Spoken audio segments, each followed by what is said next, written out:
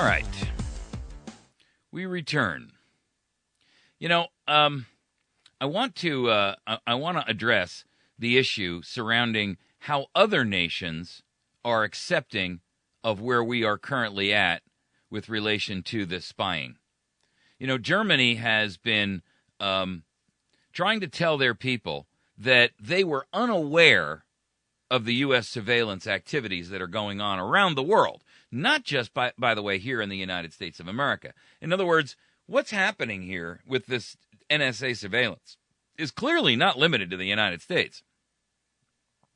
But with the revelation of what's going on with the UK and Australia, how the NSA is actually paying them to do spying on Americans and vice versa, you got to know that Germany is not, completely exonerated here. And German companies now believe that the U.S. poses as big a risk as China when it comes to industrial espionage and data theft. Now, there was a recent study that was done on 400 companies. This was a survey done in mid-July. And the 26% of these German managers, IT and security professionals, described the U.S. as a high-risk place for industrial espionage and data theft. Now, this was seconded only by China. 28% of them, only 2% more, thought that China was a bigger risk. People, what are we doing to the reputation of the United States of America? In our vigor to build a surveillance state, a Stasi state, a Nazi state, a KGB state, to subjugate and oppress our own citizenry, what are we doing to our world reputation? And here's why I say this. At some point, we're going to take this thing back. At some point, America is going to rise up and say, we've had enough. At some point, we're going to put a constitutional republic government back in place. At some point, we're going to have to go back to the world and say, that's done. But like a broken relationship, building trust can almost never be rebuilt back to its original position. You see, what's happening now on our global reputation is we are known as thieves, murderers, cutthroats, traitors, oppressors, and usurpers. We meddle in other people's affairs. We have become the imperialistic United States of America. And that is a reputation we will not live down soon. Even if today our government were to completely capitulate and go back to being a constitutional republic, and we took everyone and flushed the toilet of Washington, D.C. out to sea, we would have the problem of the rest of the world looking at us with mistrust, knowing that they've been betrayed. Not their governments, their citizens, our trade partners. You see, that's not something we're going to get back soon. And it's not something we're going to get back easily. And the damage that's being done right now by the traitor-in-chief, President Barack Hussein Obama, Barack Insane Obama, is global, long-lived, and so detrimental to not only our own republic, but our reputation as that shining pillar of freedom and liberty that the United States has always been known for. This is so damaging to us that we may never get past it, even when we take our nation back. I cannot express the shame with which I feel that we as Americans have allowed this government to become so intrusive, so abusive, and so imperialistic that we have, for all intents and purposes, abdicated our authority as citizens, as we the people, to make a change, as we the people, to force this behavior to cease and desist. Without that appropriate mandate, we have no moral high ground to stand upon. We cannot go to the world and say to them, we're sorry. We made a mistake. We allowed it to get out of hand. Because we haven't stopped it. That's the problem, folks. We haven't stopped it. And we're continuing to allow it to happen as we speak. In fact, it's growing every day. The Congress refused in the latest vote to defund the NSA. Mostly Republicans, I might add, refused to end the funding. Had that funding been ended, we would have had an opportunity to at least rein in the dragon. As it stands, what we have is a complete dissolution of any semblance of lawfulness, and we have descended into gangland, gangster-style government. We are now no different than Mussolini. We are now no different than a budding Adolf Hitler. We are now no different than an immature and early Joseph Stalin. Our country is in disarray. Our future is uncertain. We, the people, are in danger. The threat that we have is exigent. The fact that most Americans are willing to sit by idly and allow this to continue and go on is proof that their thinking, their methodology, their method of their madness, which is basically to buy votes by getting the status quo to acquiesce to complacency and apathy, is working. At some point, that will bite all of us, not just those who have accepted the free goodies.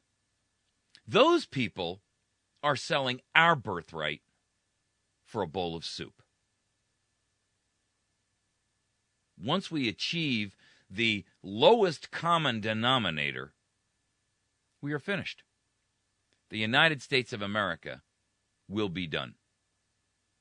It may live on in name, but the spirit, the tone, the tenor, the fabric of this nation will have been rended and shredded beyond all repair. Okay, I'm going to take a break and change issues here because I think it's important that we understand just how endemic this issue is.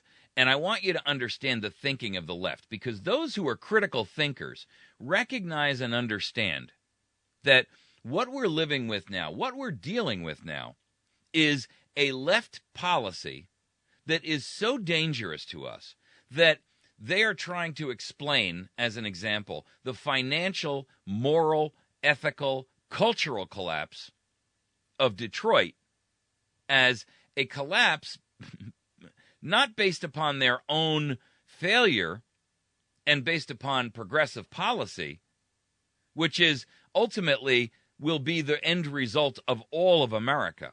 You see, this is an early warning example to us of what the United States will look like in relatively short order if we do not grab a hold of this and get control of where we stand. I want you to hear George Will.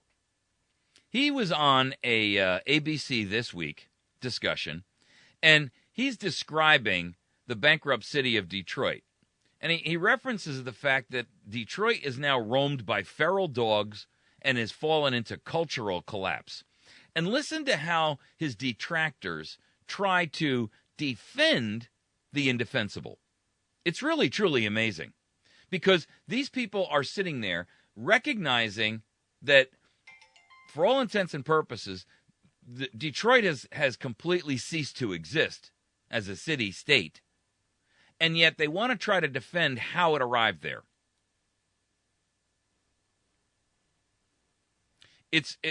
what I find the most intriguing about it is the fact that Will, in his attempt to discuss the issues surrounding it, is actually kind of hammered by these people. It's, I mean, and then their point is, well, let's not dwell on how it happened. Let's only dwell on what are we as American people going to do to safely step up and preserve them and save them from themselves, irrespective of how it happened.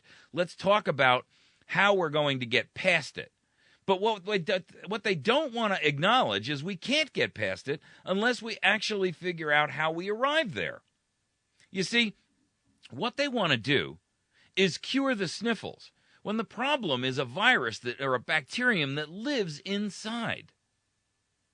And, you cannot sit and cure the disease by addressing the symptoms. Our Times last week saying he should consider federal assistance. Jack Lew seemed pretty definitive right there. It's not coming. Well, first of all, there's a difference between a bailout and somehow rescuing the creditors, avoiding the whole bankruptcy process, and some kind of help. And what I'm thinking about is in the second category. I recognize Washington's not going to come in and undo this default and pay off all these bondholders. But you've got a situation where 80% of the pain from this restructuring is being borne by the workers and the retirees if this plan goes through. You have a situation where I've read that whole plan, and I don't believe it can solve Detroit's problems. Detroit needs investment, and that's where the federal government and the state particularly can and should help. Can't solve the problems because their problems are cultural. You have a city, 139 square miles. You can graze cattle in vast portions of it. Dangerous herds of feral dogs roam in there. You have 3% of fourth graders reading at the national math standards. 47% of Detroit residents are functionally illiterate. 79% of Detroit children are born to unmarried mothers. They don't have a fiscal problem, Steve. They have a cultural collapse. I find that really insulting to the people of Detroit. I think there is a serious discussion to be had in this country about the future of cities in a time of deindustrialization. But in many ways, Detroit has been a victim of market forces, and I think that what Steve said is so critical, that retirees and workers should not bear this, and this story should not be hijacked as one of about greedy fiscal public unions and fiscal irresponsibility. What Steve said in his op-ed was the people of Detroit are no more to blame than the victims of Hurricane Sandy, because apart from voting, you said, well, what did they vote for? For 60 years, they voted for incompetence, malcontents, and in some cases, get the last word. So that's fine. And so what do you want to do? Do you want to leave them sitting in exactly the situation you just described, or in the spirit of America trying to help people who are less fortunate, whether they're victims of natural disasters or their own ignorance or whatever, do you want to reach out and try to help them and try to reinvent Detroit for not a lot of money? We're talking about a couple $2 billion here. This is small potatoes in the great scheme of life. Or else you have your scenario. Just leave them all sit with feral dogs for the rest of their lives. Hobbesian anarchy. I mean, the willful intellectual dishonesty there is incomprehensible to me. That woman actually has the nerve to say that it's insulting to talk about that. I mean, how else are you to get to the root of the problem other than to do an autopsy to determine why the body is dead? Really? I mean, what's incomprehensible is the fact that this woman doesn't want to speak about the truth. What she wants to do is figure out how we can get around that and just throw a few $1 billion at the problem. Well, let me tell you something. Throwing $2 billion at Detroit at this point would be the equivalent of sitting there and shaking water off your hands into a hot pan. It's going to evaporate that fast. And what we're going to end up with is nothing short of a $2 billion tossed out the window at 75 miles an hour. Really. And it doesn't even begin to address the problem. All they're doing is handing you Kleenex to say, I recognize that you've got this terrible cold. In fact, it's probably beyond that. It's probably smallpox and cholera, but here's a box of tissues. Have a nice day. I mean, it's absurd. And to think that they actually want to say, well, it doesn't matter how we got here. What we now have to figure out is what are we going to do as helpful, willing, gracious, generous Americans? What we're going to do is build a wall around Detroit if we're smart and leave it go. I mean, the truth of the matter is the guy is right. Will is right. You've got 47% of the people who are functionally illiterate. 79% of all the births in Detroit are unwed. The place is not just full of feral dogs, it's full of roving and roaming gangs. There was an article this morning in the Drudge Report, which, I mean, it's stunning. The third body of a woman was found burning in Detroit in 8 days. 3 bodies found burning after being assaulted physically and sexually in 8 days. You see, I mean, it's almost down to a point where we can look at the scene of the movie Escape from New York and turn it into Escape from Detroit. We may as well just build a giant wall around it and declare it to be the world's largest prison, populated initially by everyone in Congress. Yes, you heard me right. Populated by everyone in Congress, the administration, and every senior level executive in every administrative agency in the nation. That would be my first choice. How about you? I mean, we're talking about the absurdity of where we have gone as a nation. And when we have descended into this type of rhetoric, instead of addressing the real issues here, I fail to see the fact that we have any potential outcome to move beyond the current situation we're in. I believe at this point that the United States of America as a nation is beyond salvage under its present existing political regime. And that's why I've advocated long and hard. And if you want to find it, there's a story on americasvoicenow.org. That's why I have advocated long and hard for a rapid solution to the problem. The plan is to take back America. Now, I've heard a lot of people say that. There's websites out there, Take Back America. There's Facebook pages out there, Take Back America. But I've not seen anyone come up with an actual program that would actually achieve it. Now, I'm the first to admit, this plan is certainly not comprehensive in its scope. It's a germ of an idea. It's a kernel. And I've received a lot of negative comment about it, but I've also received, by far, the vast majority have been positive. Because at this stage in the game, folks, we don't really have a choice. What we can continue to do is kick the can down the road, to utilize a term of Congress. And this isn't a fiscal can. This is a freedom can. This is a liberty can. This is the can that is full of your children and your children's children. We can enable that to be tossed down the road, waiting for some white knight in shining armor to ride up and not be corrupt, not be compromised, not sell us down the river. Or we can take action as a collective unit of American people who recognize that for all intents and purposes, we have descended into anarchy, gangland-style government, a banana republic run by a usurper who doesn't even have the authority or the legality to be sitting on the throne. And mark my words, he conceives it and considers it to be a throne. I have said long and hard, repeatedly, over and over and over again, when will Americans decide that their comfort, that living with the dreams of their past, hoping for them to be reborn in the future, is a wasted exercise? It's daydreaming. And while we're daydreaming, we're being robbed. We're being robbed of our money. We're being robbed of our freedom. We're being robbed of our liberty. We're being robbed of our property. And the gangsters are laughing all the way to the bank and all the way to the hard drive. If you think that anything good can come from these dossiers that they're forming on Americans, I invite you to spend 10 minutes as an exercise.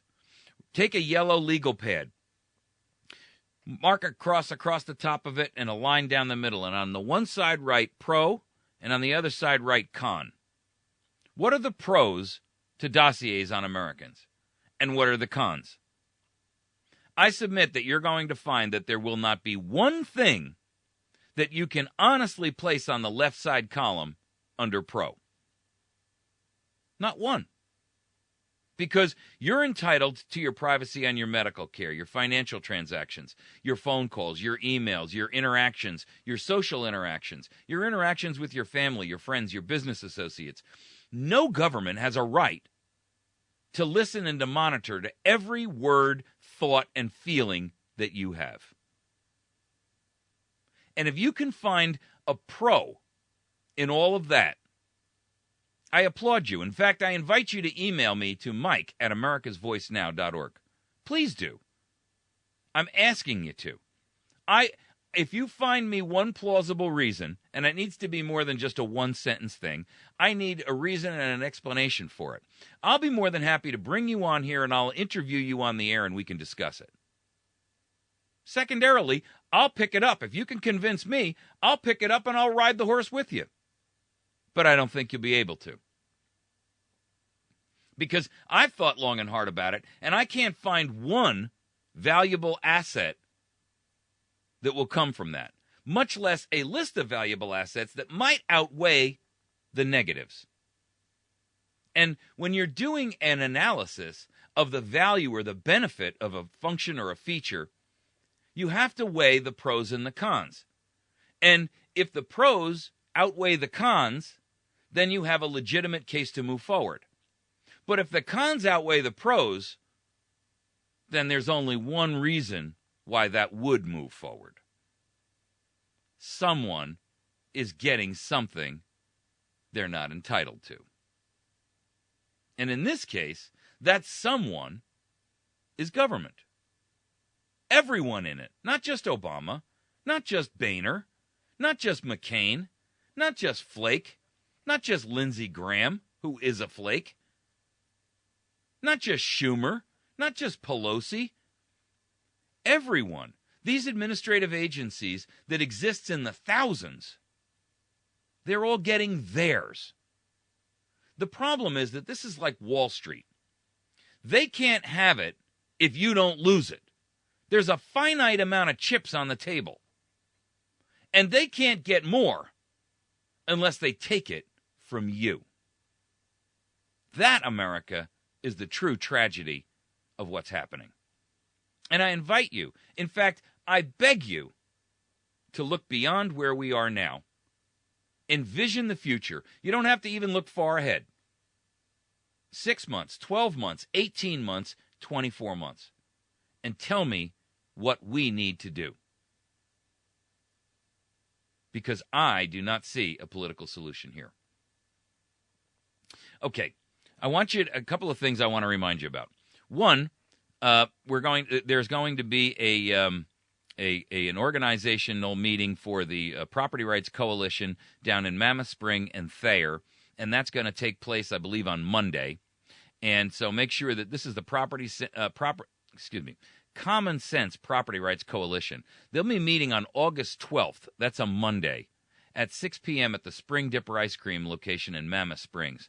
And the board member and the leader of that group, Kevin Jotz, will be speaking there as well. So make sure that you have an opportunity to do that. They're going to be talking about the issue of the discussion on that meeting that was held at the Blue Way, the federal effort, and so forth and so on. And how property rights Property Rights Coalition members can work towards making sure that we're not only defending the issues for ourselves, but also making sure that we're throwing a spoke into or a monkey wrench into the spokes of the federal usurpation team that's out there trying to do that. There's also going to be on the Chen's Garden at 7 p.m. on August 15th. There's going to be a group for the Campaign for Liberty. That's a self-reliance organization that's libertarian in its scope. I invite you to participate. Mike and Deb Slack will be speaking there, and they'll be talking at 7 o'clock on Thursday. If you want to eat, go there at 6. You can grab something to eat, and then they have a speaker come up for about an hour, hour and a half, or hour for the speaker, and then a half hour to just kind of roundtable things. I attend those on a routine basis. I'd love to see you there. I'd love for you to participate and be a part of it. feel free to join us if you can. You can find us at americasvoicenow.org. Please find us on the web there. You can also find us at facebook.com/America's Voice Now. And then finally, you can find this and every other program that we do at youtube.com/America's Voice Now. I'm hoping to see you there. Thanks so much. Have a great day. We'll see you tomorrow. If you have an idea about